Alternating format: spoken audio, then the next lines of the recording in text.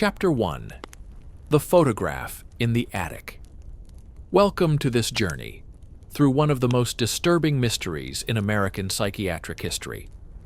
Before we begin, I invite you to leave in the comments where you are watching from and the exact time at which you are listening to this narration. We are interested in knowing which places and at what times of day or night these documented accounts reach you.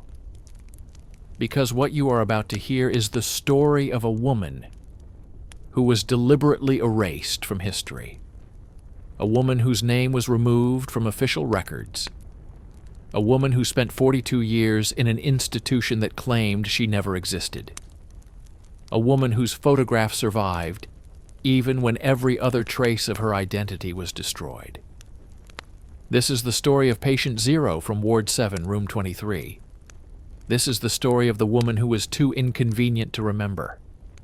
This is the story of how institutional power can make a human being disappear while she is still alive. October 12th, 2018, Portland, Maine. Michael Reeves is not a detective. He is not a historian. He is a photographer specializing in antique and vintage photography, making his living by purchasing estate sale collections and reselling individual photographs to collectors and researchers. On this particular October morning, Reeves arrives at an estate sale on Elm Street. The Victorian house is being liquidated following the death of its owner, Eleanor Whitmore, age 93. The house itself is a museum of accumulated history. Furniture from multiple decades, books spanning a century, clothing stored in mothballed trunks, and photographs. Hundreds of photographs. Reeves is drawn immediately to a collection displayed on an ornate mahogany table. Most are conventional family portraits, weddings, children, military service photographs from various wars. But one photograph is different. It is larger than the others. Approximately 8 inches by 10 inches, mounted on thick cardboard backing that has yellowed with age. The photograph itself is remarkably well preserved, suggesting it was stored carefully away from light and moisture for most of its existence. The image shows a woman. She appears to be in her 40s, though the stress visible in her face makes precise age determination difficult. She wears what Reeves immediately recognizes as institutional clothing, a plain gray dress with no decoration, the kind worn by patients in psychiatric hospitals during the early 20th century. Her hair is pulled back severely, her face is gaunt, but her eyes are what capture Reeves' attention. They are not the vacant eyes of a sedated patient. They are not the confused eyes of someone suffering cognitive decline. They are sharp, aware, intelligent, and profoundly sad. The woman is not posed casually. She sits rigidly in a wooden chair, her hands folded in her lap, her posture suggesting someone who has been told to remain absolutely still for the duration of the photographic exposure. The background is institutional, plain white walls, no decoration, nothing that would indicate personality or individuality. Reeves turns the photograph over. On the reverse side, written in faded ink in a precise hand, is an inscription. Patient, Ward 7, Room 23, Danvers State Hospital, April 1921. No name recorded. Reeves stares at the inscription for several seconds. No name recorded. That phrase troubles him. Patients in psychiatric institutions always had names recorded, admission records, medical files, discharge or death certificates. Names were fundamental to institutional record keeping. He purchases the entire photograph collection from the estate sale. The price is reasonable. $250 for approximately 300 photographs. But his mind is focused entirely on this one image. The woman with no name. the patient from room 23. Reeves returns to his studio and immediately begins researching Danvers State Hospital. What he discovers is both fascinating and disturbing. Danvers State Hospital was established in 1878 in Danvers, Massachusetts, approximately 20 miles north of Boston. Originally called the State Lunatic Hospital at Danvers, it was constructed following the Kirkbride Plan, a specific architectural design intended to provide therapeutic environments for psychiatric patients. The building was massive, imposing, Gothic in style, with a central administrative building and multiple wings extending outward in a bat-wing configuration. By the 1920s, when the photograph was taken, Danvers housed over 2,000 patients, despite being designed for significantly fewer. Overcrowding was severe. Treatment methods were primitive by modern standards: hydrotherapy, restraints, isolation, and in later years, lobotomies and electroshock therapy. The hospital closed in 1992, its buildings eventually demolished and replaced with apartment complexes. But during its operational years, Danvers achieved a reputation as one of the more progressive institutions of its type, implementing reforms that other hospitals later adopted. Yet the photograph Reeves holds suggests something else, something hidden, something that contradicts the official narrative of progressive care. Reeves contacts the Massachusetts State Archives, which maintains records from closed psychiatric institutions. He submits a formal request for information about patients housed in Ward 7, Room 23 during April of 1921. The response arrives 3 weeks later. It is brief and troubling. Our records indicate that Ward 7 at Danvers State Hospital contained 18 patient rooms, numbered 1 through 18. There are no records of a Room 23 in Ward 7. Additionally, our records show no patients admitted to Ward 7 during April of 1921, whose identifying information was withheld or removed. Reeves reads the response multiple times. No Room 23. Yet the photograph clearly indicates Ward 7, Room 23, and the phrase "no name recorded" suggests institutional documentation existed at some point, even if the name itself was deliberately omitted. He begins to form a hypothesis. What if Room 23 was an unofficial room? What if certain patients were housed in spaces that did not appear on official architectural plans? What if wealthy families paid for their inconvenient relatives to be institutionalized in a way that left minimal official record? Reeves obtains original architectural blueprints of Danvers State Hospital from a historical preservation society. The blueprints, dated 1877 and updated periodically through the early 20th century, confirm what the state archives indicated. Ward 7 officially contained 18 patient rooms. But when Reeves examines the blueprints more carefully, he notices something. The physical dimensions of Ward 7, as shown in the architectural plans, do not quite match the dimensions that would result from 18 rooms of the indicated size. There is approximately 20 feet of unaccounted space at the eastern end of the ward. 20 feet. Enough space for 3 or 4 additional rooms. Reeves contacts Dr. Patricia Morrison, a historian specializing in American psychiatric institutions. Morrison, based at Boston University, has published extensively on Danvers State Hospital. When Reeves shows her the photograph and explains his findings, Morrison's response is immediate and unambiguous.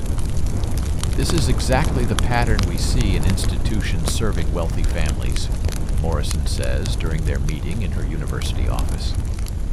Official records are minimal or non-existent. Rooms exist physically but not administratively. Patients are admitted through informal arrangements that leave little documentation. Why? Reeves asks. Stigma, Morrison responds.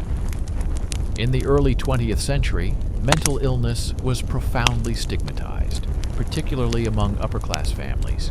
Having a relative institutionalized could damage social standing, business relationships, marriage prospects. Some families paid substantial sums to have relatives housed in institutions with minimal record keeping. But wouldn't the institution want records for legal protection? Official institutions, yes. But Danvers, like many hospitals of that era, operated under a dual system. There were the official patients, documented thoroughly, and there were the arrangement patients, admitted through private agreement, with minimal official documentation.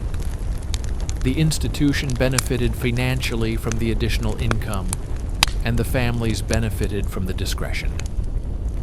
Morrison pauses, studying the photograph more carefully.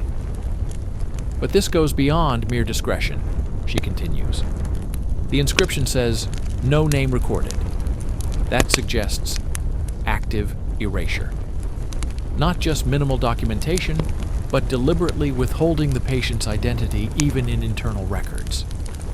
That level of anonymity would require significant payment and influence. We're talking about a family with substantial wealth and social position. Reeves becomes obsessed with identifying the woman in the photograph.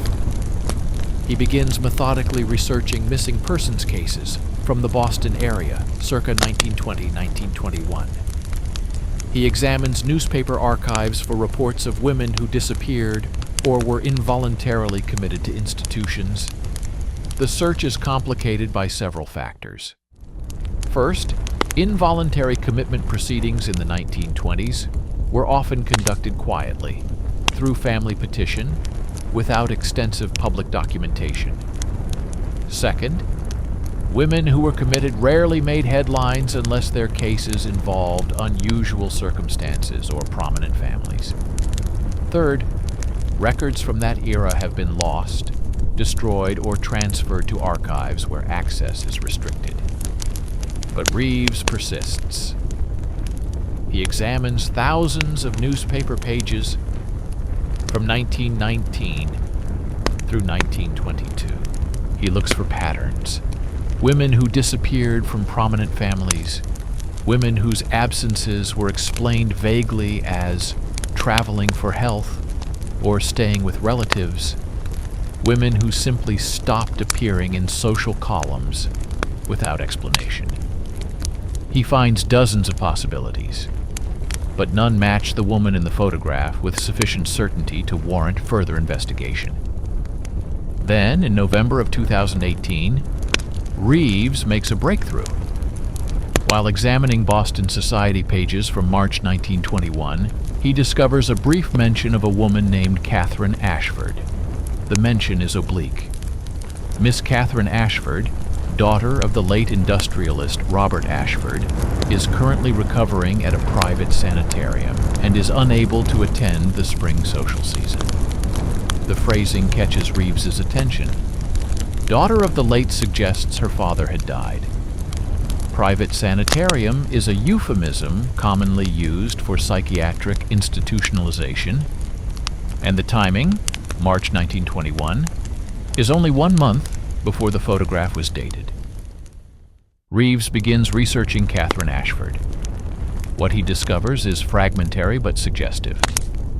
Robert Ashford was a prominent Boston industrialist who made his fortune in textile manufacturing. He died in 1918. His official family consisted of his wife Margaret and 2 sons, Robert Jr. and William. There is no mention in most historical sources of a daughter named Catherine. But when Reeves examines Ashford family genealogical records more carefully, he finds references to Catherine in baptismal records from 1879. She was born to Robert Ashford and a woman named Elizabeth Moore. Elizabeth Moore was not Robert Ashford's wife. Catherine Ashford was illegitimate, born to a man of substantial wealth and social position, but not recognized as a legitimate heir. In the rigid social hierarchy of late 19th century Boston, illegitimacy was a profound social stain, both for the child and for the father's family. As Reeves continues researching, a pattern begins to emerge. Catherine Ashford grew up in relative obscurity, raised by her mother, Elizabeth Moore, who worked as a seamstress. Robert Ashford provided financial support discreetly, but never publicly acknowledged Catherine as his daughter. When Robert Ashford died in 1918, his will included a small bequest to Elizabeth Moore and her daughter Catherine. The bequest was modest, $5,000, a substantial sum for a working-class family, but insignificant compared to the Ashford fortune, which was divided between Margaret Ashford and her two sons. But the bequest created problems. It publicly confirmed that Robert Ashford had an illegitimate daughter. In the social context of 1918 Boston, this was scandalous. The Ashford family's reputation was damaged. Business relationships became strained. The sons, Robert Jr. and William, were reportedly furious about the public revelation. Then, in March of 1921, Catherine Ashford disappeared from public view. The last documented mention of her is the Society page reference to her recovering at a private sanitarium. Reeves hypothesizes what happened next.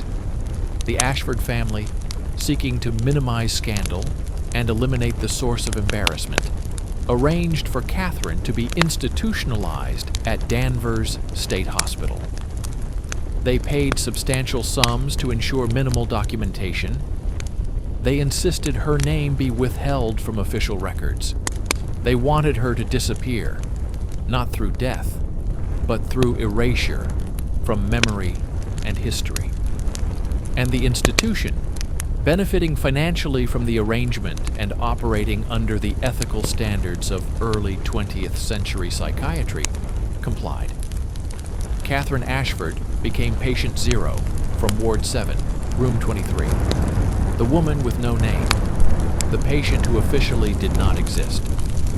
To confirm his hypothesis, Reeves needs physical evidence. He needs something that connects the woman in the photograph to Catherine Ashford beyond circumstantial correlation. He returns to the Whitmore estate, where he purchased the photograph collection. He contacts the estate administrator and explains that he is researching the history of one of the photographs and would like to examine any remaining materials from Eleanor Whitmore's collection. The administrator is skeptical, but agrees. Reeves spends an afternoon in the Whitmore house, now mostly empty, examining boxes of papers, letters, and documents that had not yet been processed for the estate sale.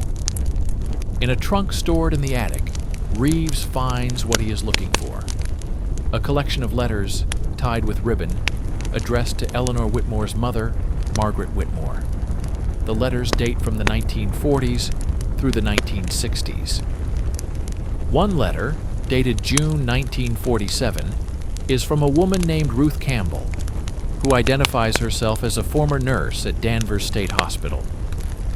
In the letter, Campbell writes, "I know you will understand why I must tell you this, as we have been friends for 30 years.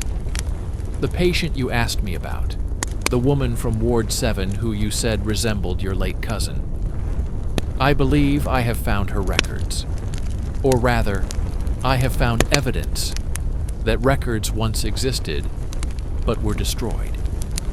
There was a patient admitted in 1921, no name recorded, placed in room 23 of Ward 7 by arrangement with a prominent Boston family. The patient remained institutionalized until her death in 1963. She was buried in the hospital cemetery under the designation Jane Doe number 47. I have included a photograph that was preserved in our private collection of historical documentation. I cannot prove this woman is your cousin, but the resemblance is remarkable. The letter confirms everything. Room 23, Ward 7, admitted 1921, no name recorded, remained until 1963, died as Jane Doe, and Margaret Whitmore, Eleanor's mother, believed the patient was her cousin, which would make the patient Catherine Ashford, Margaret's cousin through the Ashford family connection. Reeves has found his answer.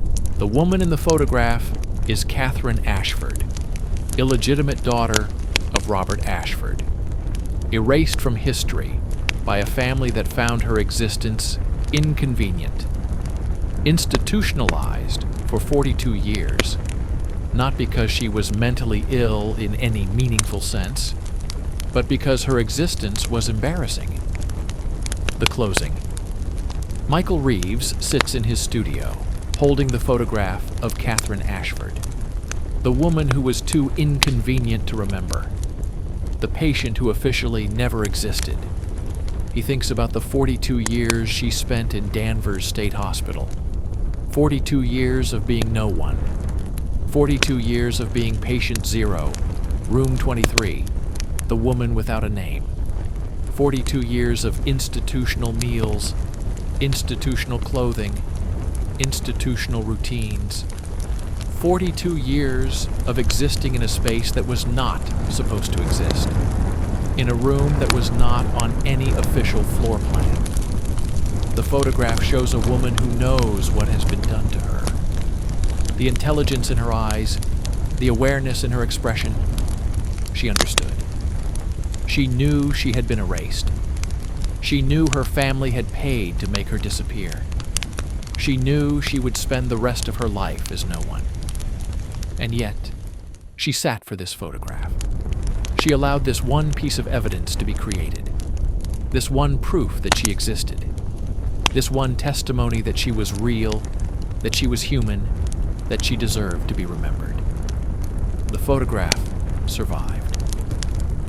Against institutional policies that should have prevented its creation, against family efforts to erase all evidence of Catherine's existence, against the passage of 97 years and the demolition of the hospital where it was taken, the photograph survived. And now, 97 years after it was taken, Catherine Ashford's story can finally be told. This is how the mystery begins, with a photograph purchased at an estate sale, with a woman whose name was deliberately erased from history, with an institution that created rooms that did not officially exist, with a family that chose erasure over acknowledgement.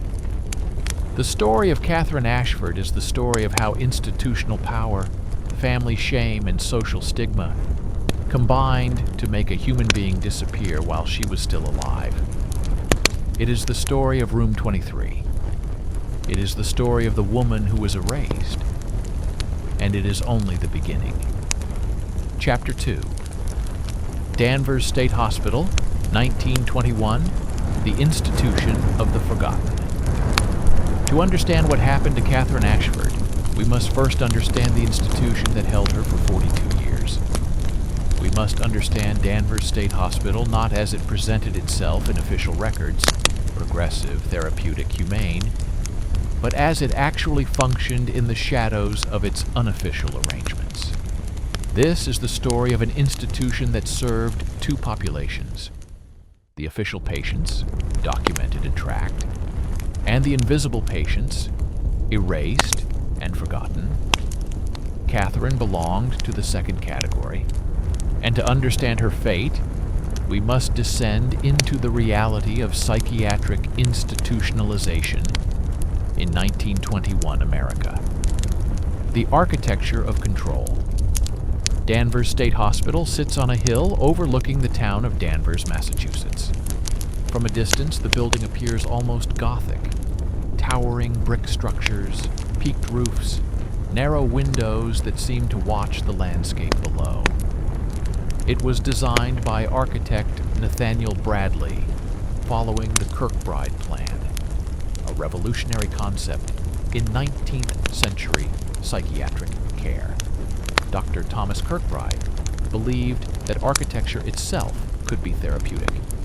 His plans specified that hospitals should be built with long, staggered wings extending from a central administration building. This configuration, he argued, would provide maximum natural light and ventilation while allowing clear lines of supervision and control. But what Kirkbride's plans could not account for was overcrowding. What they could not anticipate was the transformation of therapeutic architecture into warehousing infrastructure. By 1921, when Catherine Ashford arrived, Danvers housed over 2,300 patients in a facility designed for 600. The therapeutic wings had become overcrowded wards. The airy corridors had become congested passages. The institution designed to heal had become a place designed primarily to contain. Michael Reeves obtains historical photographs of Danvers from the Massachusetts Historical Society. The images are disturbing. Rows of beds placed so close together that patients can barely move between them. Day rooms packed with individuals sitting on wooden benches, staring at nothing. Dining halls where hundreds eat simultaneously at long tables, supervised by staff who outnumber far less than safety would suggest. But these are the official wards, the documented spaces, the places that inspectors visited and photographed. Ward 7. Room 23 appears in none of these photographs. Dr. Patricia Morrison, the Boston University historian, agrees to meet with Reeves again. This time, she brings documentation that explains how institutions like Danvers operated dual systems, one official, one concealed. Understand that mental illness in the 1920s carried profound social stigma, Morrison explains, spreading documents across her office table. For working-class families, institutionalization was a tragedy, but not a scandal. But for upper-class families, having a relative in an asylum could destroy social standing, business relationships, political careers. She shows Reeves a ledger from a different Massachusetts institution, not Danvers, but a similar facility. The ledger contains 2 sets of entries. The first set documents official admissions, patient names, admission dates, diagnoses, legal commitments. The second set, written in smaller script and tucked into margins, documents private arrangements, initials only, no diagnoses, payment schedules. These were the invisible patients, Morrison says, admitted through private agreement between families and institutional administrators. Minimal documentation, maximum discretion. The institutions benefited from additional revenue. The families benefited from secrecy. How common was this? Reeves asks. More common than official records suggest. We estimate that perhaps 10 to 15% of patients in private institutions during this era were admitted through such arrangements. Most were women. Many were perfectly sane but socially inconvenient. Unmarried mothers, adulteresses, women who challenged family authority, women who knew secrets that powerful people wanted concealed. Reeves thinks of Catherine Ashford, illegitimate daughter of a prominent industrialist, living proof of scandal, the perfect candidate for institutional erasure. What would Catherine have experienced upon arrival at Danvers in April 1921? Reeves finds testimony from former patients and staff collected during reform investigations in the 1940s and 1950s. The accounts describe admission procedures that were designed not for therapy, but for institutional efficiency and control. New patients underwent intake evaluation. This consisted of basic medical examination, documentation of personal property, and assignment to wards based primarily on perceived manageability rather than clinical need. Patients deemed quiet or cooperative went to certain wards. Patients deemed difficult or dangerous went to others. Catherine, as an arrangement patient admitted through unofficial channels, would have bypassed much of this. No detailed intake evaluation, no documentation of personal history, no assignment based on clinical assessment. Simply placement in room 23 of Ward 7, the room that officially did not exist. The daily routine at Danvers was regimented.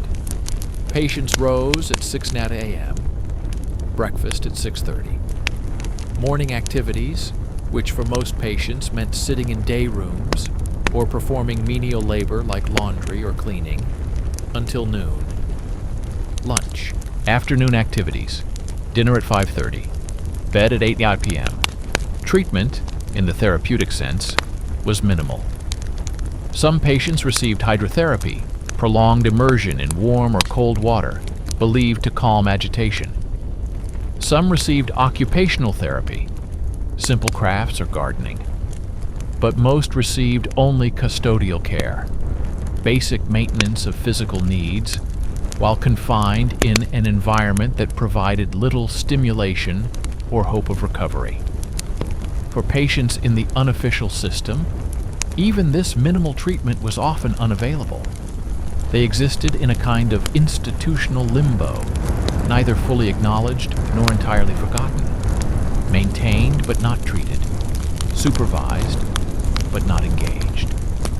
How much would it have cost the Ashford family to erase Catherine from official existence? Reeves contacts forensic accountant Dr. James Liu, who specializes in historical financial analysis. Liu examines available records of institutional costs during the 1920s and constructs an estimate. Standard patient care at a facility like Danvers cost approximately $300 per year in 1921, Liu explains. This covered basic food, shelter, supervision, and minimal medical care. But for arrangement patients, the cost was substantially higher.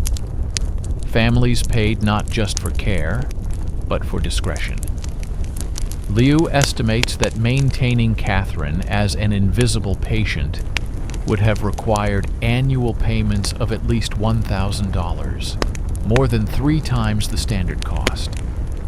Over 42 years, this would total approximately $42,000, equivalent to perhaps $1 million in modern currency.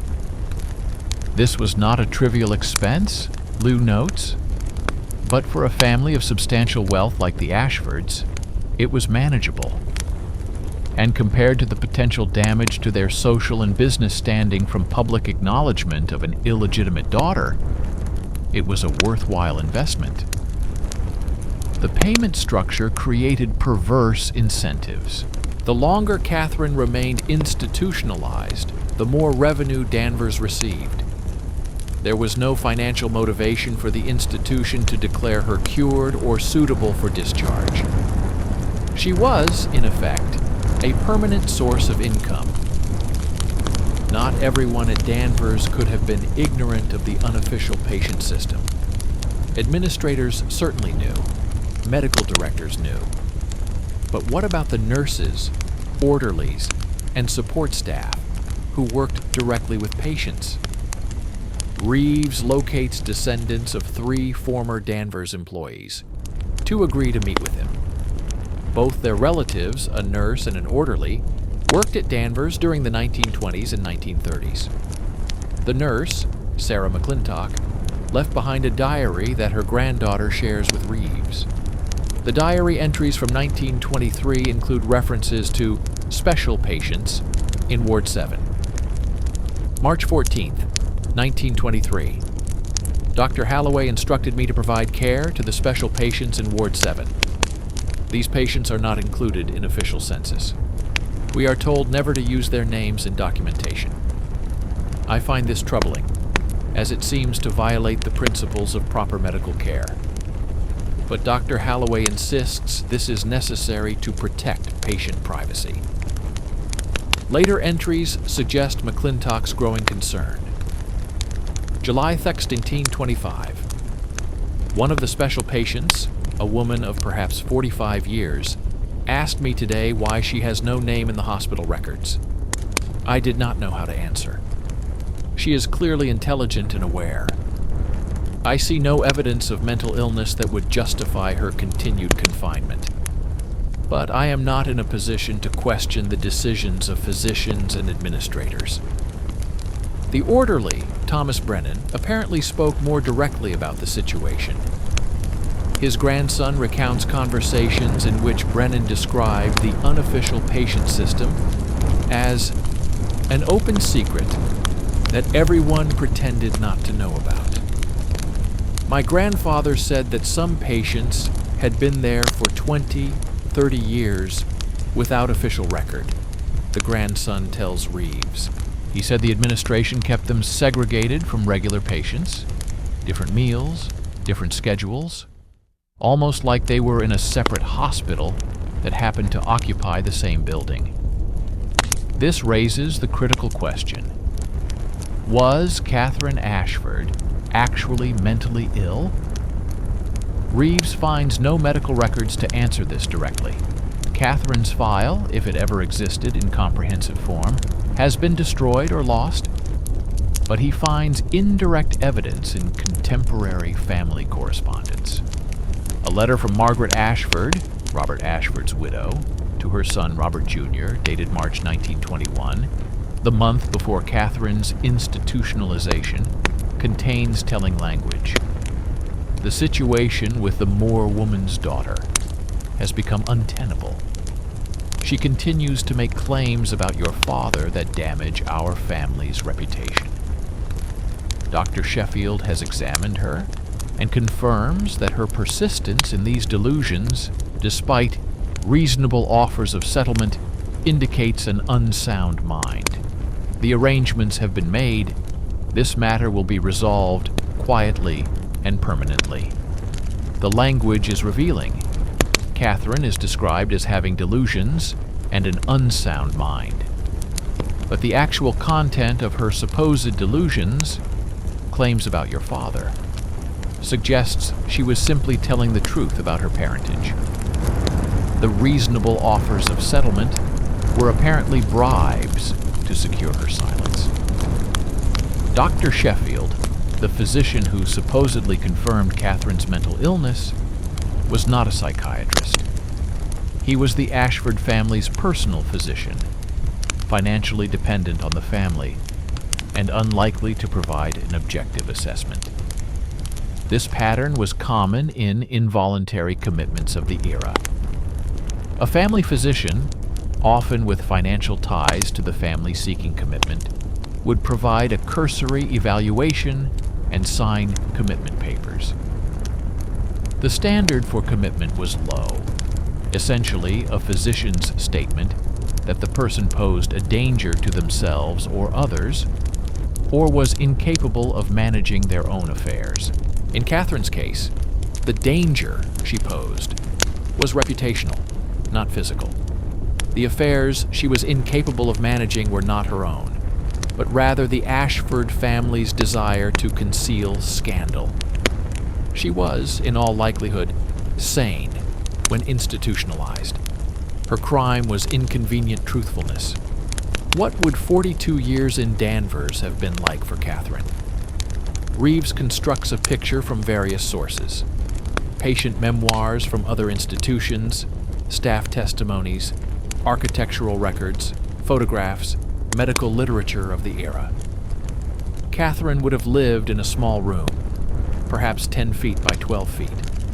A bed, a small table, a chair, a window, probably barred. Minimal personal possessions, if any were allowed at all for unofficial patients. Gray institutional clothing, plain food served on metal trays. Her days would have been monotonous, rising at the same time each morning, eating at prescribed times, sitting in a day room with other patients, most of whom were likely suffering genuine psychiatric conditions that made meaningful conversation difficult or impossible. Perhaps some basic occupational therapy, knitting, simple crafts. No books, probably, or only approved religious texts. No newspapers. No connection to the outside world. And crucially, no hope of release. Official patients could be released if their families petitioned for their discharge, or if physicians deemed them recovered. But Catherine had no family willing to petition for her. And as an unofficial patient, there was no mechanism for review or reassessment of her status. She existed in a kind of living death, physically alive, legally absent, socially erased. The psychological impact of such existence is difficult to comprehend. Imagine waking each day knowing you have been deliberately forgotten, knowing your family paid to ensure you remain forgotten, knowing that no matter how sane you prove yourself to be, no one with authority will listen or care. Some patients in such circumstances deteriorated psychologically, developing genuine mental illness as a result of their confinement rather than as the cause of it. Others withdrew into themselves, creating internal worlds to replace the external world from which they had been excluded. But Catherine, at least based on the photograph taken in 1921, maintained awareness. Her eyes in that photograph are not vacant. They are knowing, angry perhaps, sad, certainly, but aware. She knew what had been done to her, and she endured it for 42 years. By the time Catherine Ashford died in 1963, buried as Jane Doe number 47 in the hospital cemetery, the world had changed dramatically. The Second World War had been fought and won. The civil rights movement was transforming American society. Medical understanding of mental illness had evolved substantially. Medications that could actually treat psychiatric symptoms had been developed. Legal protections for patients had been strengthened. But for Catherine, none of this mattered. She remained in room 23 of Ward 7, in the wing that did not officially exist, maintained by payments from a family that had decided decades earlier that she was too inconvenient to acknowledge. The institution that held her was not uniquely evil. Danvers was typical of its time and type. What was unique was the dual system it operated. The official institution that presented itself as progressive and therapeutic, and the shadow institution that warehoused inconvenient people for families willing to pay for permanent silence. Catherine Ashford was one victim of this system, but she was not the only one.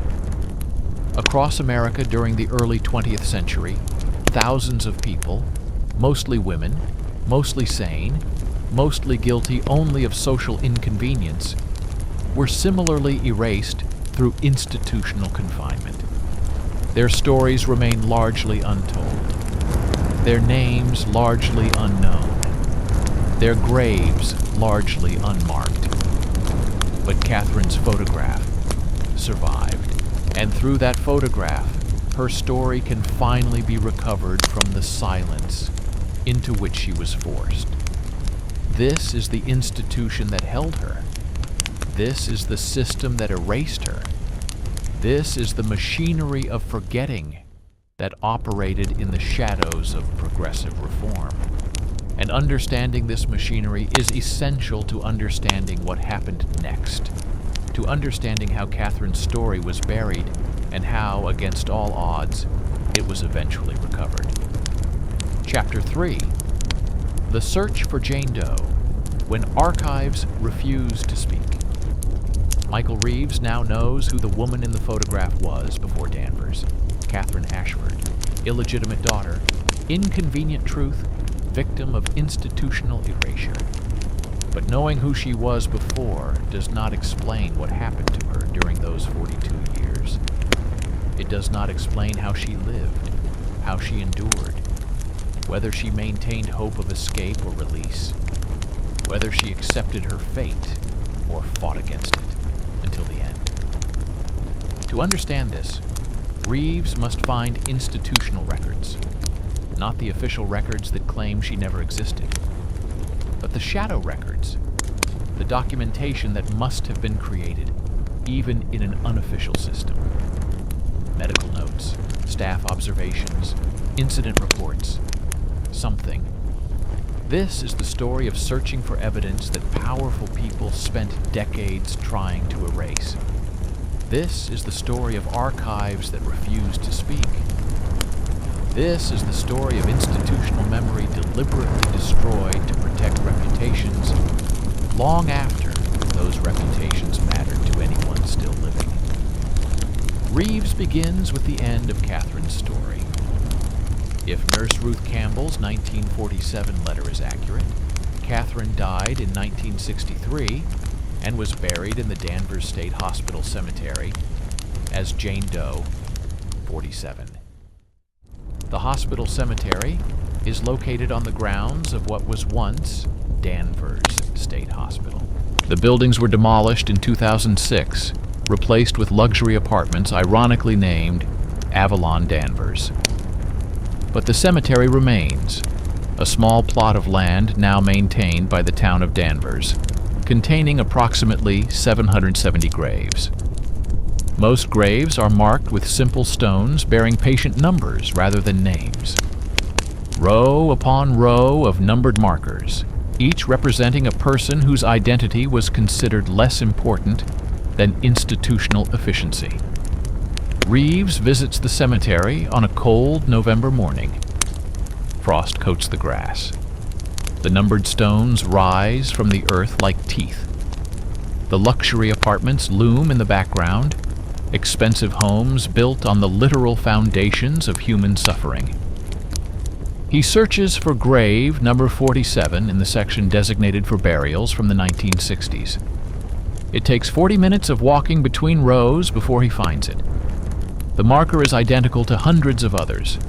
Gray granite, approximately 12 inches high, bearing only a number. 47.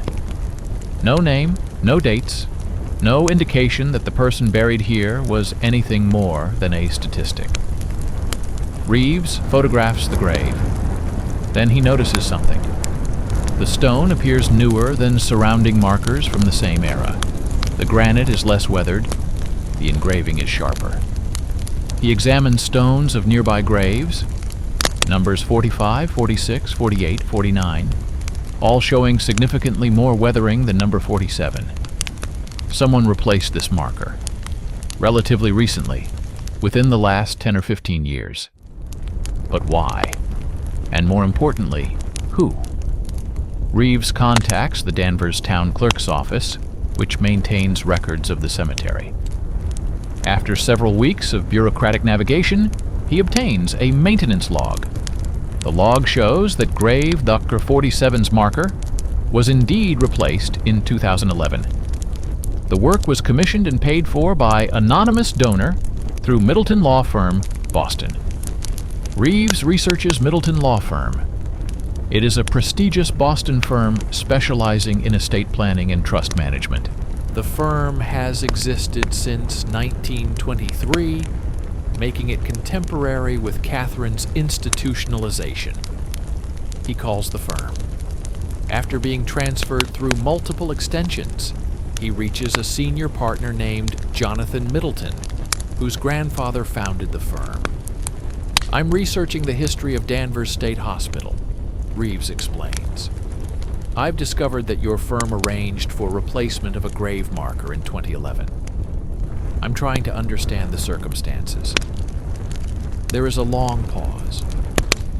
Mr. Reeves, Middleton finally says, our firm manages numerous trusts and estates, many established decades ago. Without specific authorization from the trust grantor or their designated representatives, I cannot discuss particular arrangements. I understand client confidentiality, Reeves responds. But the person buried in that grave died in 1963. Anyone with direct knowledge is likely deceased. I'm simply trying to understand why someone cared enough to replace a grave marker for a Jane Doe buried 60 years ago. Another pause. Some families, Middleton says carefully, maintain obligations across generations. Trusts are sometimes established to provide for ongoing responsibilities, even when the original circumstances that created those responsibilities are no longer widely known. Are you saying the Ashford family established a trust to maintain Catherine's grave? Middleton does not confirm or deny. Mr. Reeves, I cannot and will not discuss specific clients, but I will say this. Guilt is a powerful motivator, and guilt can be inherited, even when the original wrong is not fully understood by descendants. The call ends, but Reeves has his answer. The Ashford family, or more likely descendants who discovered Catherine's story, established a trust to ensure her grave would be maintained. It was a gesture of acknowledgement, a recognition that she existed, a small attempt at restitution. Reeves returns to the Massachusetts State Archives with a more specific request. He wants patient mortality records from Danvers State Hospital for 1963. Specifically, any deaths recorded in April through June of that year, the period when, based on Ruth Campbell's letter, Catherine likely died. The archivist, a woman in her 60s named Helen Torres, initially responds that such records would be restricted due to patient privacy laws. These patients have been deceased for over 60 years, Reeves argues. Privacy concerns are substantially reduced for individuals who have been dead for more than 50 years. Torres consults with supervisors. After 3 weeks, Reeves receives permission to review heavily redacted mortality records from 1963. The records are stored in cardboard boxes in a climate-controlled room.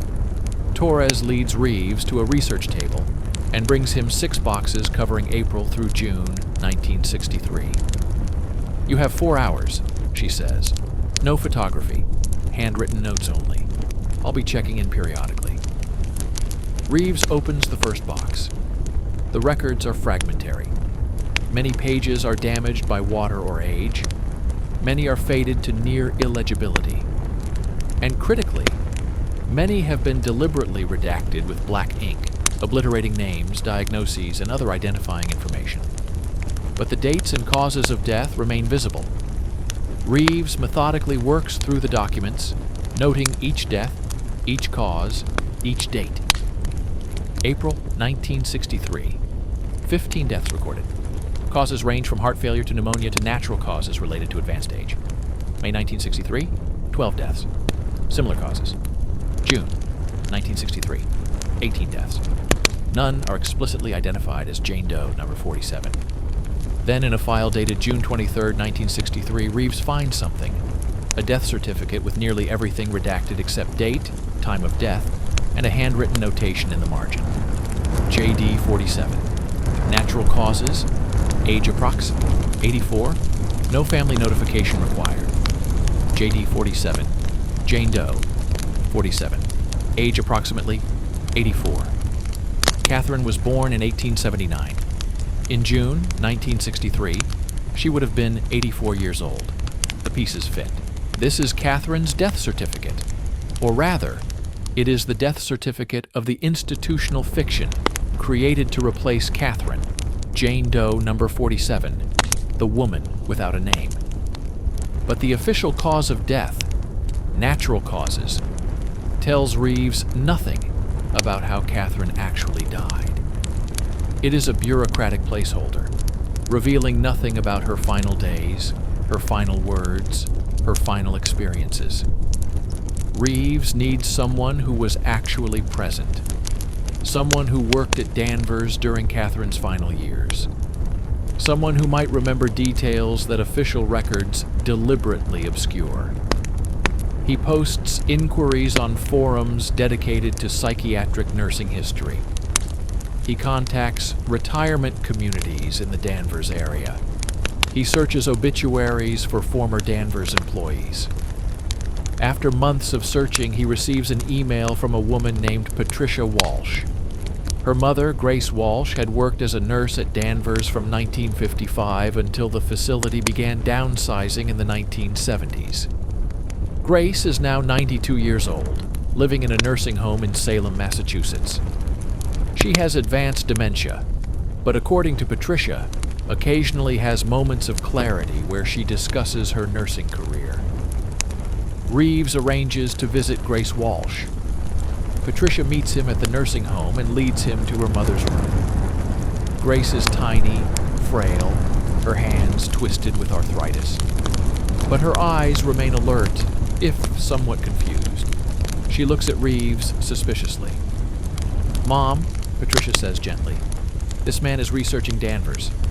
He wants to hear about your work there." Something shifts in Grace's expression. Recognition. Memory surfacing from depths. "Danvers," she says quietly. "Danvers was where they sent the people nobody wanted to remember." Reeves shows her the photograph of Catherine. "Do you recognize this woman?" Grace studies the photograph for a long time. Her lips move silently. Then she speaks. "Room 23, Ward 7. We weren't supposed to talk about the special rooms. We weren't supposed to use names." She looks at Reeves directly. "But she had a name. She told it to me once. Catherine. She said her name was Catherine." Reeves's heart races. "What else do you remember about her?" "She was there when I started in 1955. Already old. Already been there for decades, they said. She was quiet. Never caused trouble. Read books when she could get them. Wrote letters that were never mailed." Grace's voice becomes distant. "I asked her once why she stayed so calm. Why she didn't rage against what they'd done to her. She said, 'Rage would give them justification. My sanity is my revenge.'" The phrase hangs in the air. "My sanity is my revenge." Catherine had understood. She had known that maintaining her mental clarity, her awareness, her intelligence, that was the ultimate repudiation of the diagnosis that justified her confinement. They had locked her away as insane. She had proven them wrong every day for 42 years, simply by remaining sane. "How did she die?" Reeves asks gently. Grace's eyes fill with tears. "Pneumonia, in June. It came on fast. She was coherent almost until the end. Her last words..." Grace stops, struggling with emotion. Her last words were, "Tell them I was real." Patricia hands her mother tissues. Reeves waits, giving Grace time to collect herself. "We couldn't tell anyone," Grace finally continues. "We had no one to notify. No family would claim her. So we buried her as Jane Doe number 47. And I have carried those words for 60 years. Tell them I was real. But who was I supposed to tell? Who would listen?" Reeves reaches across and takes Grace's hand gently. "I'm listening now, and I'm going to make sure people know Catherine was real." But personal testimony, however compelling, is not the same as documentary evidence. Reeves still needs institutional records. He files a Freedom of Information Act request with the Massachusetts Department of Mental Health, successor agency, to the institutions that ran Danvers. He requests all remaining records pertaining to patients admitted to Danvers State Hospital through private arrangement during the period 1920-1925. The response arrives 4 months later. It is disappointing, but revealing.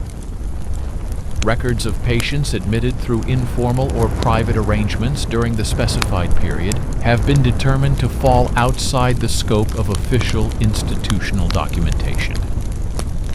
Following closure of Danvers State Hospital, such records as existed were subject to retention schedules that required destruction after a specified period.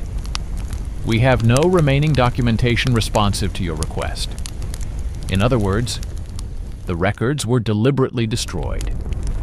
Retention schedules, bureaucratic language for planned obsolescence of evidence.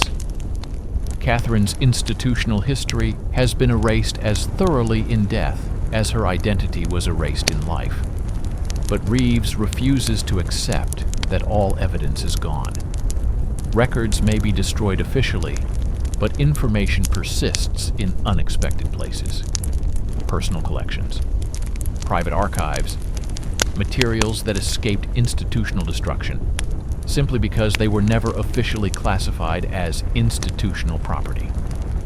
In March 2019, Reeves receives an unexpected email.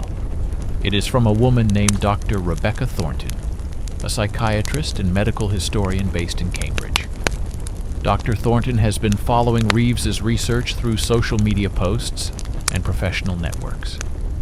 She has something he needs to see. They meet at a coffee shop near Harvard Square.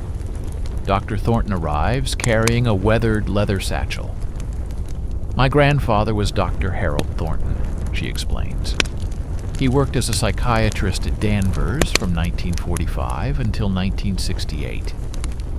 After he died in 1991, my family inherited his professional papers. Most were destroyed, but I kept some materials that seemed historically significant. She removes a bundle of notebooks from the satchel. These are his case notes, not official hospital records. Those would have been destroyed or remain restricted. These are his personal observations. He kept them throughout his career. She opens one notebook to a page marked with a slip of paper. The entry is dated February 1956. Reeves reads, "Evaluated patient in Ward 7, Room 23 today, woman of approx. 77 years. Admitted 1921 under circumstances not fully documented in available records. Patient demonstrates no symptoms of psychotic illness. Affect appropriate. Thought process clear and logical. Memory intact. Orientation to person, place, and time accurate. When questioned about circumstances of admission, patient states, she was institutionalized by family members who found her inconvenient. Patient has maintained consistent story across decades of confinement. My clinical assessment, patient does not meet diagnostic criteria for mental illness. Continued institutionalization appears to be matter of administrative inertia, rather than clinical necessity. However, lack of family willing to accept discharge and institutional dependence on private revenue from patients' trust make discharge practically impossible. This represents ethical failure of system. It is the evidence Reeves has been searching for. A psychiatrist's clinical assessment recorded in personal notes, confirming what Reeves has suspected. Catherine was sane. Her confinement was not therapeutic. It was punishment for being inconvenient. Dr. Thornton shows him additional entries from subsequent years. Her grandfather had evaluated Catherine periodically. Every evaluation reached the same conclusion. No mental illness. Continued confinement, unjustified by clinical criteria. But Dr. Harold Thornton never acted on his assessments, never advocated publicly for Catherine's release, never challenged the system that held her. My grandfather felt profound guilt about this in his later years, Dr. Thornton says. He would talk about the patients he failed, the ones he knew didn't belong in institutions but whom the system kept anyway. He wanted his notes preserved so that someday someone might use them to tell those stories. Michael Reeves now has the full picture. He has the photograph, the death certificate, the grave marker, the testimony, the clinical notes, the evidence that Catherine Ashford was real, was sane, was wrongly confined, was deliberately erased from history and maintained her sanity as an act of defiance for 42 years. But one question remains unanswered. Ward 7, Room 23, the room that should not exist. What actually existed in that space? Was it merely an overlooked room on an architectural plan?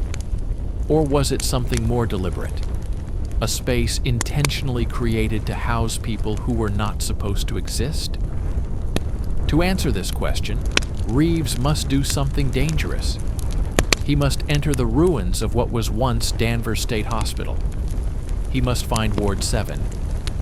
And he must locate Room 23. The search has moved from archives to physical space, from documentary evidence to architectural investigation, from the paper trail to the actual building where Catherine spent 42 years. The search is about to enter Danvers itself. Chapter 4. Ward 7, Room 23, the room that should not exist. The Danvers State Hospital buildings were demolished in 2006. Luxury apartments now occupy the site where thousands of patients once lived, suffered, and died. The Gothic towers are gone. The long radiating wings are gone. The administration building is gone, but foundations remain, basement levels remain, and most significantly, the tunnel system remains. Danvers was constructed with an elaborate network of underground tunnels connecting all buildings. Steam pipes, service corridors, storage areas, access passages that allowed staff to move between buildings without exposing themselves to harsh New England winters. And somewhere in those tunnels, beneath what was once Ward 7, Michael Reeves believes he will find evidence of Room 23. This is the story of entering the ruins. This is the story of descending into spaces that were designed to be forgotten. This is the story of finding the room where Catherine spent 42 years. Reeves cannot simply walk onto the Avalon Danvers property and start exploring. The luxury apartments are private property. The tunnel entrances are sealed. Security patrols the grounds. But through online forums dedicated to urban exploration, Reeves connects with a man named Derek Chen, who has extensively documented abandoned psychiatric facilities throughout New England. Chen has explored the Danvers tunnels multiple times before the demolition and knows which access points might still be viable. They meet at a diner in Danvers on a cold March evening in 2019. "You need to understand what you're getting into," Chen says, spreading a hand-drawn map across the table. "The tunnels are dangerous. Structural instability, asbestos, water damage, and legally you're trespassing. If you're caught, you'll be arrested." "I understand," Reeves responds. "But I need to find Ward 7. I need to find Room 23. Chen studies Reeves's face. "Why? What's in Room 23? Reeves shows him Catherine's photograph. He explains the story, the erasure, the 42 years, the grave marked only with a number. Chen listens without interruption. Then he nods slowly. "All right, I'll help you. But we go at night. We go prepared. And we don't take unnecessary risks. Agreed?" "Agreed." 2 weeks later, on a moonless night in late March, Reeves and Chen approach the Avalon Danvers property. They are dressed in dark clothing. They carry flashlights, respirator masks, first aid supplies, and climbing equipment. Chen also carries a vintage architectural blueprint of the original Danvers complex, a document he obtained years earlier from a demolition contractor. The access point Chen has chosen is a maintenance hatch on the property's eastern edge, partially concealed by overgrown vegetation. The hatch leads to a drainage tunnel that connects to the main tunnel system.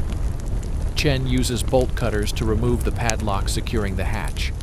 The metal screams as it yields. Both men freeze, listening for security response. Nothing, only wind through bare trees.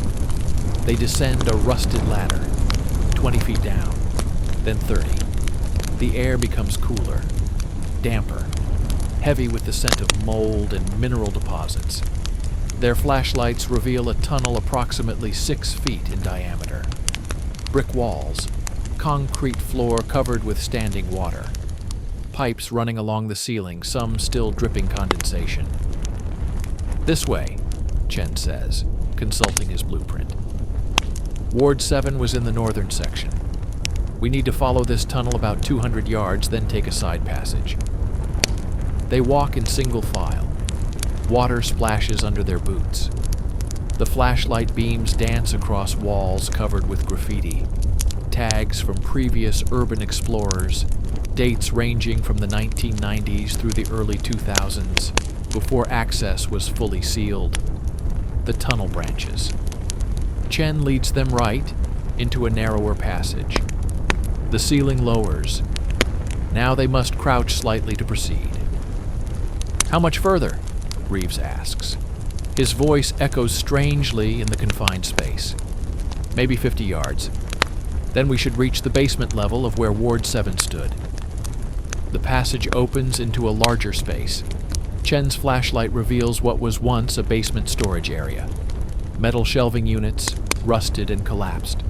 Cardboard boxes, disintegrated into pulp. Medical equipment, wheelchairs, hospital beds, abandoned and corroded. But most striking is the graffiti covering the walls. Not tags, not random spray paint. Words.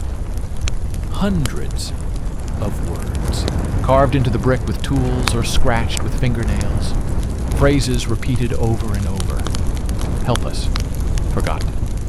We were real. Remember their names." Reeves's flashlight beam pauses on that last phrase. Remember their names. He thinks of Catherine. Jane Doe, number 47. The woman whose name was deliberately erased. "This way," Chen says quietly. Even his voice has changed.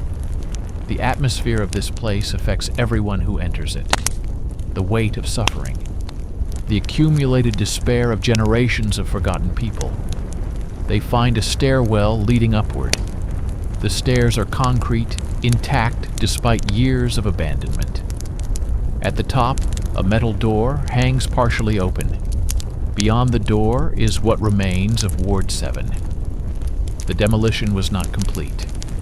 While the upper floors were removed, the ground-level floor remains, a concrete slab with the ghostly outlines of walls, doorways, corridors. The luxury apartments rise above this foundation, built on top of the old structure, incorporating it as basement parking and storage. Chen's blueprint shows Ward 7 as a long corridor with patient rooms on both sides. According to official plans, the corridor contains 18 rooms, 9 on each side. But Chen's flashlight, sweeping across the ruins, reveals something different. The corridor does extend the full length indicated in the blueprints, but the spacing between doorways is irregular. Some doorways are wider than others. Some walls are thicker than they should be, according to the plans. "Look at this," Chen calls out, his voice tight with excitement. He is standing at what appears to be the end of the corridor. According to the blueprint, the corridor should terminate at room 18.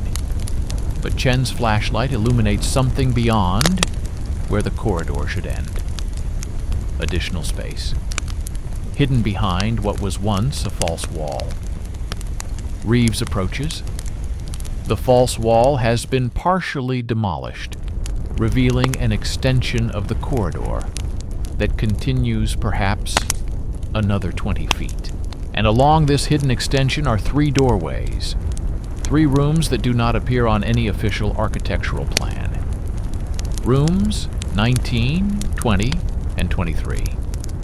The numbering is still visible, scratched into the concrete above each doorway in what appears to be maintenance workers' chalk, faded but legible. "This is it," Reeves breathes. "This is where they kept the invisible patients."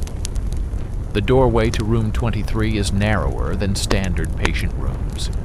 The walls are thicker. The room is smaller, perhaps 8 feet by 10 feet, barely large enough for a bed, a small table, a chair. But what strikes Reeves most powerfully is what remains inside the room. A metal bed frame, rusted but still standing. A wooden chair, one leg broken, leaning against the wall. And on the walls, writing, carved into the plaster with some sharp instrument. Hundreds of words, thousands of words, covering every available surface. Reeves enters the room slowly. His flashlight reveals the words more clearly. They are not random. They are not the product of disturbed mind. They are deliberate, organized, coherent. They are Catherine's testimony. The writing begins on the wall nearest the door. My name is Catherine Ashford. I was born November 3rd, 1879. I am the daughter of Robert Ashford, textile merchant of Boston.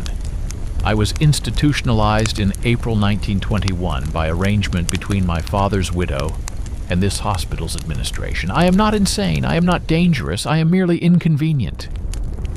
The words continue across every wall, chronicling Catherine's life before institutionalization, describing the circumstances of her commitment, documenting the years of her confinement. I have been here 3 years. The doctors do not examine me. The staff does not speak to me except to give orders.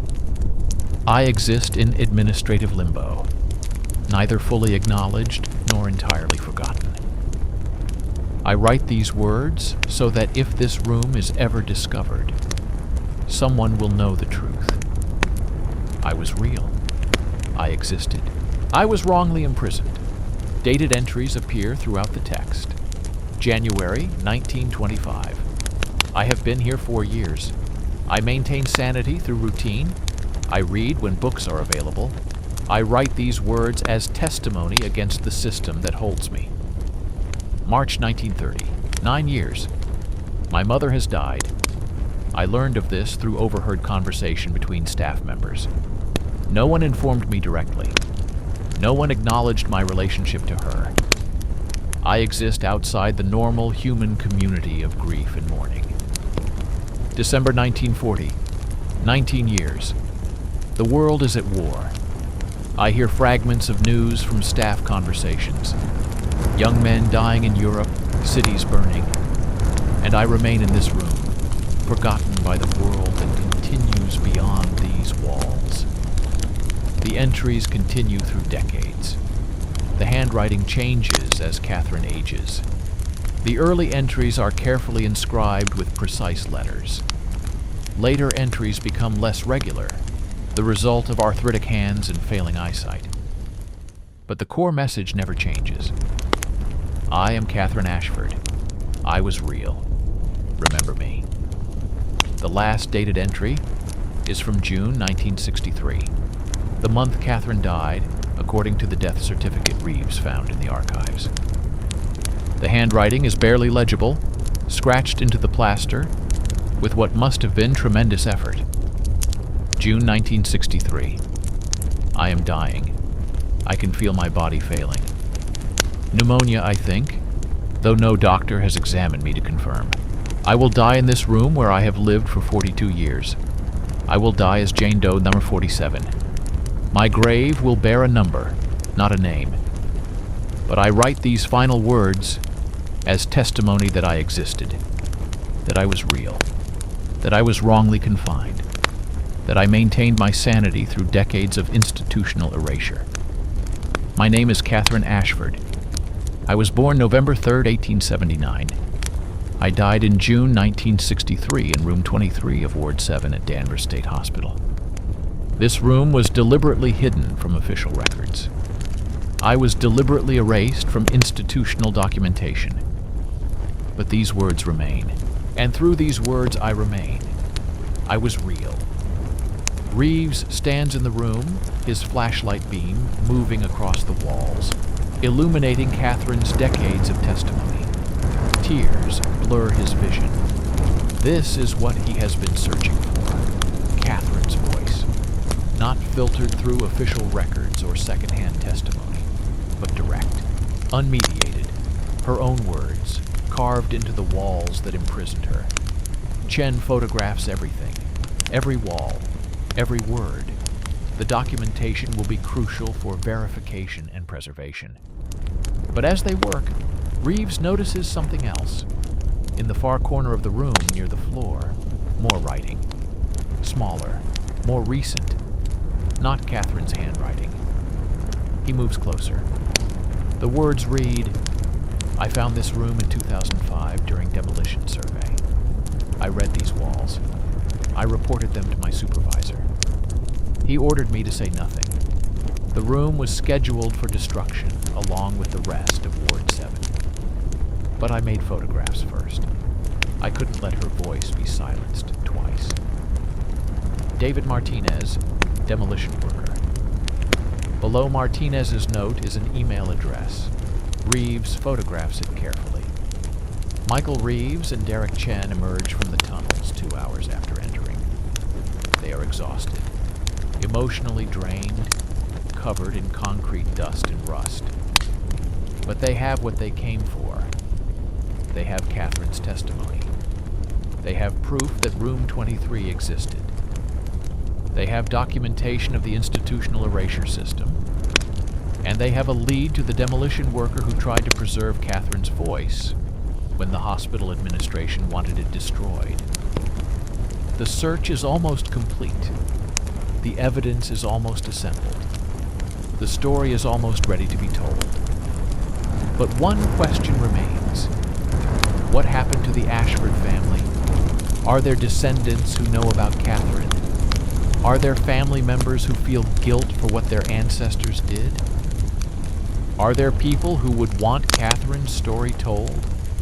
Or people who would want it remain buried? The investigation must turn now to the present day, to the living descendants of the family that erased Catherine, to the question of whether institutional guilt can ever be reconciled, to the possibility of acknowledgement after more than a century of denial. The final chapter approaches. Catherine's voice has been recovered. Now it must be amplified. Now the world must hear what was carved into the walls of Room 23. The erasure is ending. The memory is being restored.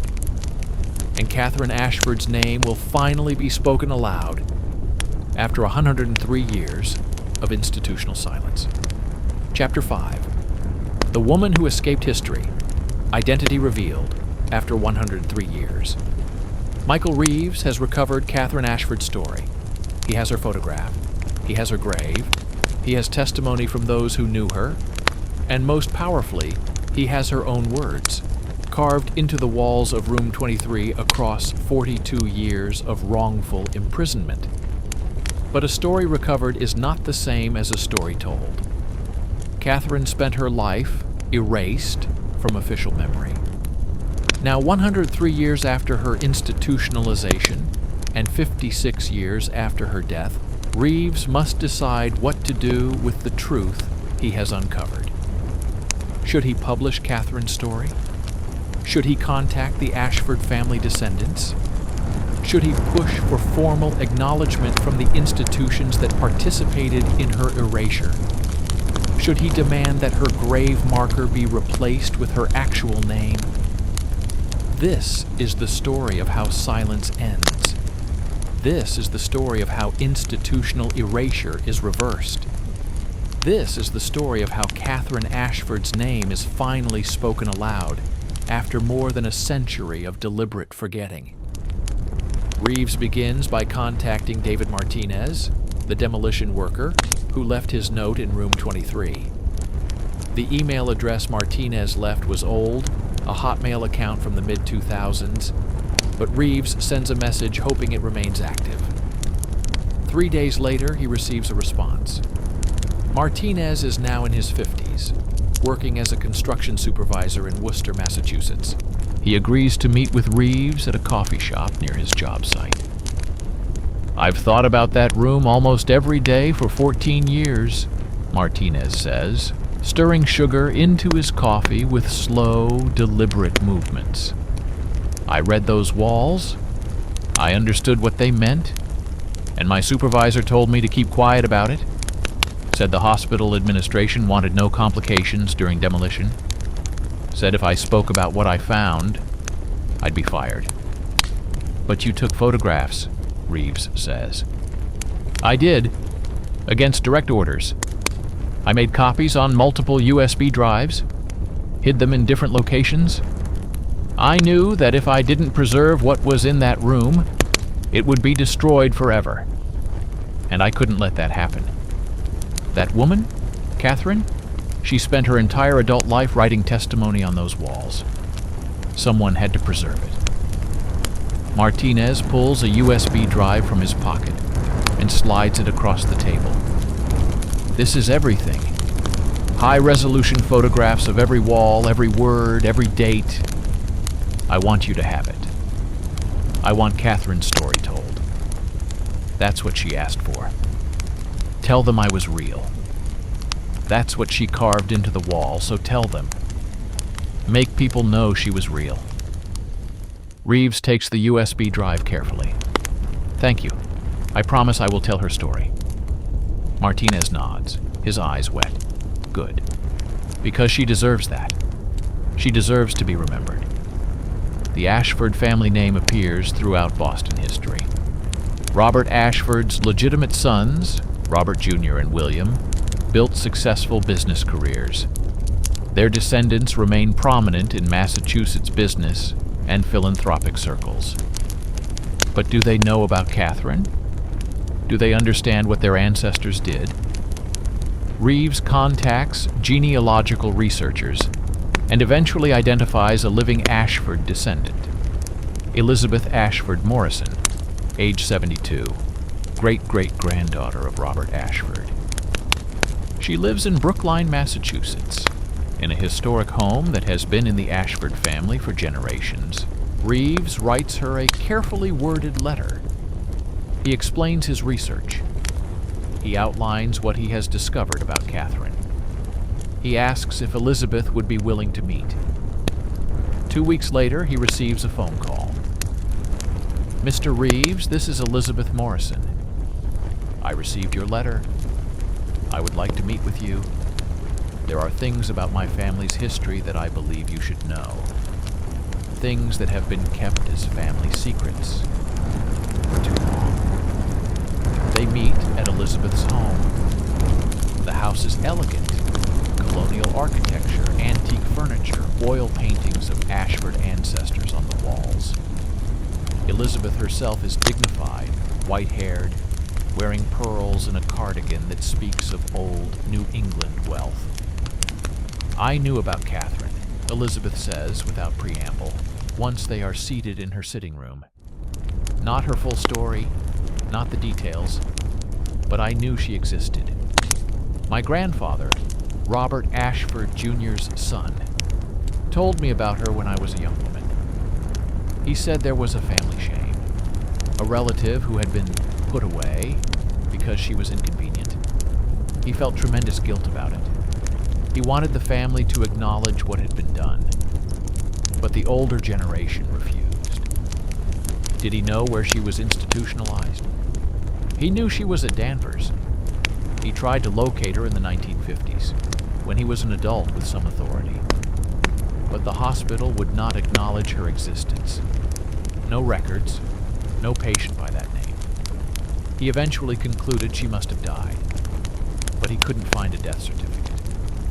She had simply vanished. Elizabeth rises and walks to a desk. She removes a folder. Inside are documents, letters, legal papers, family genealogy. In 2010, after my grandfather died, I found these papers among his possessions. They included a trust document he had established in the 1970s. The trust was designed to provide for maintenance of a grave at Danvers State Hospital Cemetery. Grave number 47. He didn't know the occupant's name. but he believed it might be Catherine. He wanted to ensure that whoever was buried there would be cared for, even if he couldn't determine their identity with certainty. This explains the grave marker replacement in 2011. Robert Ashford Jr.'s son, Elizabeth's grandfather, had established a trust out of guilt, hoping to provide some small restitution for what his family had done. "I want to make this right," Elizabeth says firmly. "My family wronged Catherine. We erased her from our history. We paid to keep her imprisoned.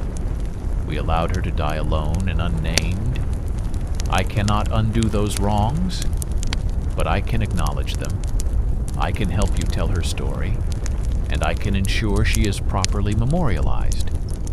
With Elizabeth Morrison's support, Reeves begins the process of making Catherine's story public. He publishes an article in a historical journal. He creates a website documenting his research.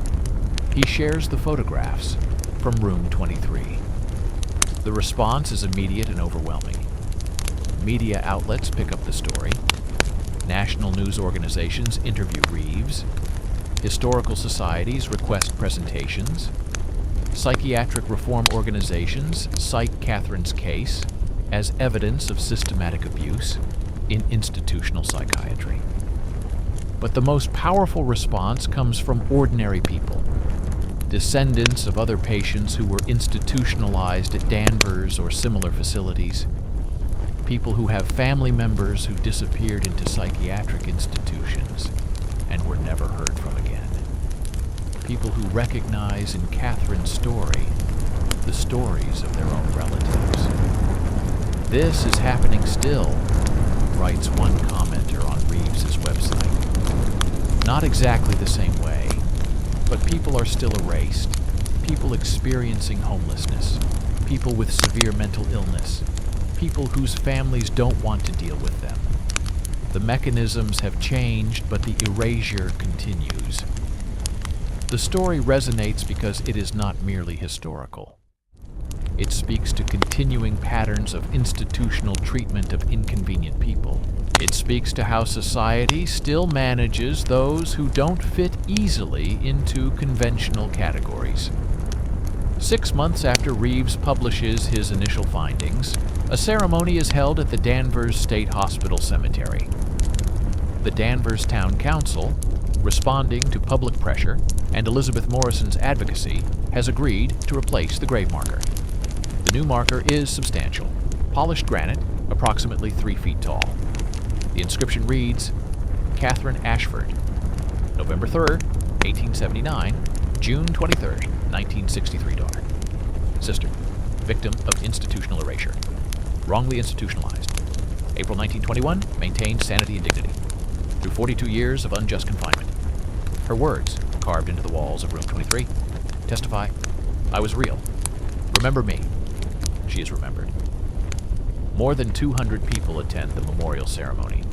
Elizabeth Morrison is there, representing the Ashford family, and offering a formal public apology for what her ancestors did. Grace Walsh, the nurse who cared for Catherine in her final years, attends in a wheelchair, now 94 years old, but determined to be present.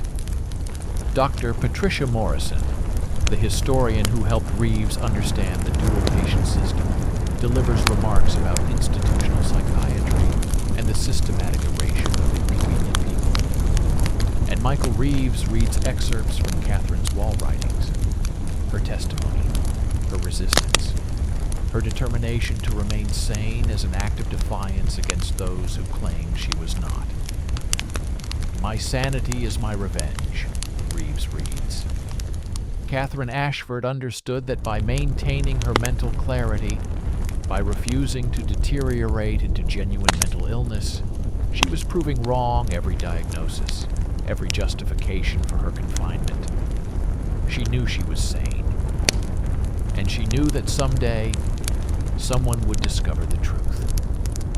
The ceremony concludes with the unveiling of the new marker.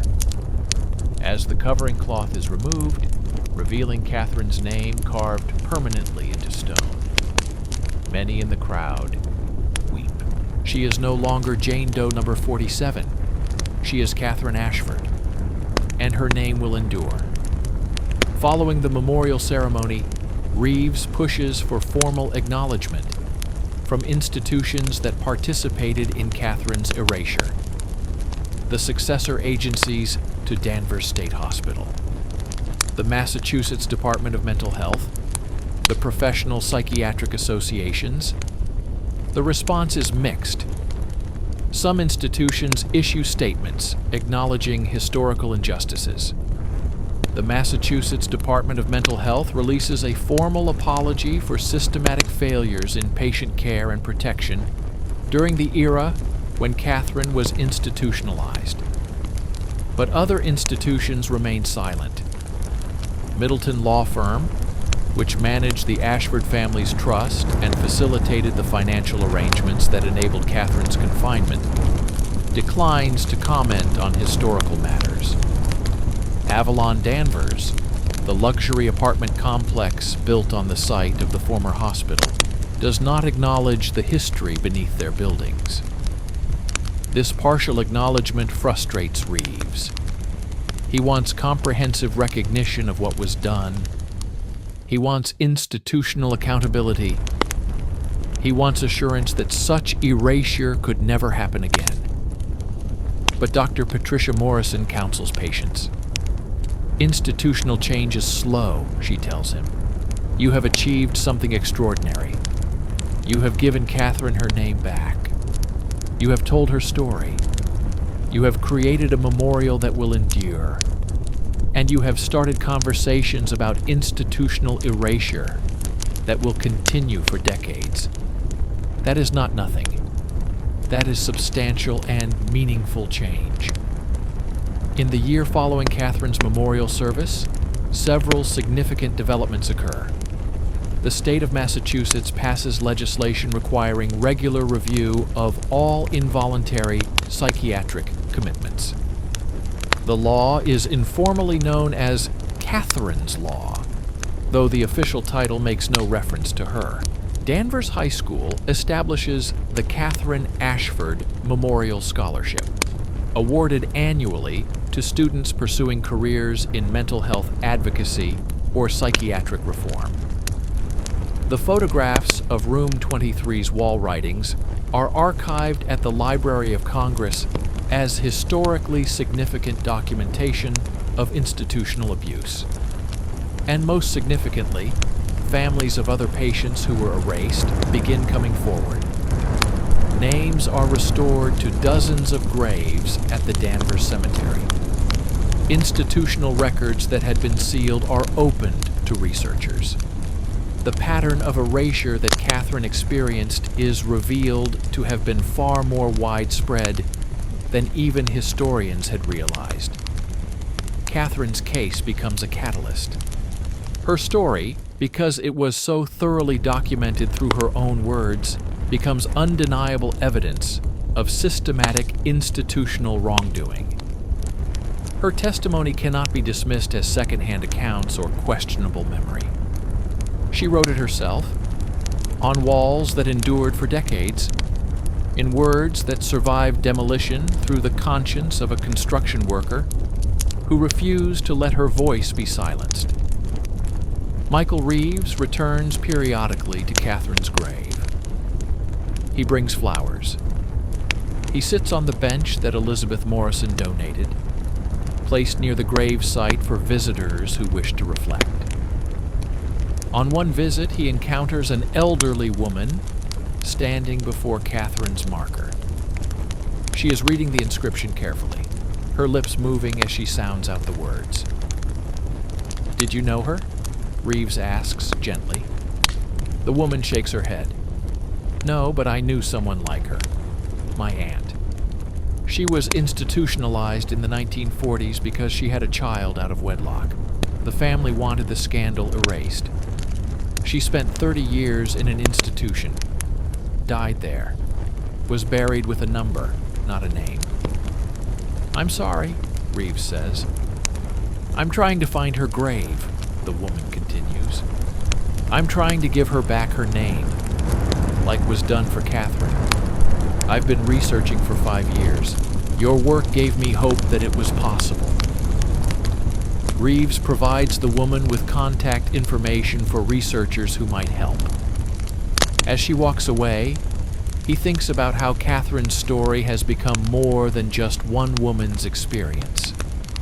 It has become a symbol, a testament to the possibility of recovery from institutional erasure, a demonstration that even after more than a century, truth can be reclaimed from deliberate forgetting.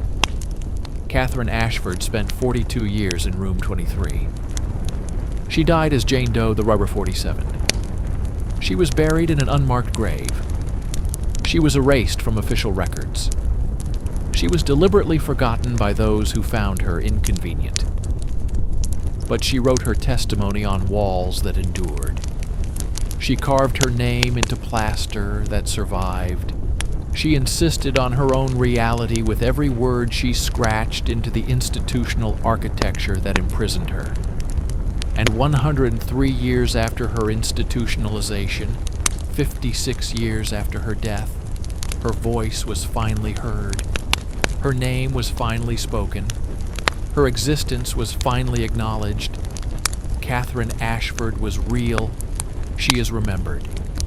And through her story, countless others who were similarly erased are beginning to be remembered as well. This is how institutional erasure ends. Not with sudden revolution, not with dramatic confrontation, but with patient research, with testimony preserved against odds, with descendants willing to acknowledge family guilt, with communities deciding that the forgotten deserve to be remembered. Catherine's story is complete. Her voice has been amplified. Her name has been restored. And the silence that surrounded her for more than a century has been broken permanently. The woman who was erased from history has escaped erasure through the power of her own words and the determination of those who refused to let her voice be silenced. She was real. We remember her, and we promise, never again will institutional power be allowed to erase human beings from memory, simply because their existence is inconvenient. Catherine Ashford's name will endure. Her testimony will be preserved. And her legacy will be the countless others whose names are recovered from institutional silence. The erasure is ended. The memory is restored. And Catherine Ashford, after 103 years, is finally home.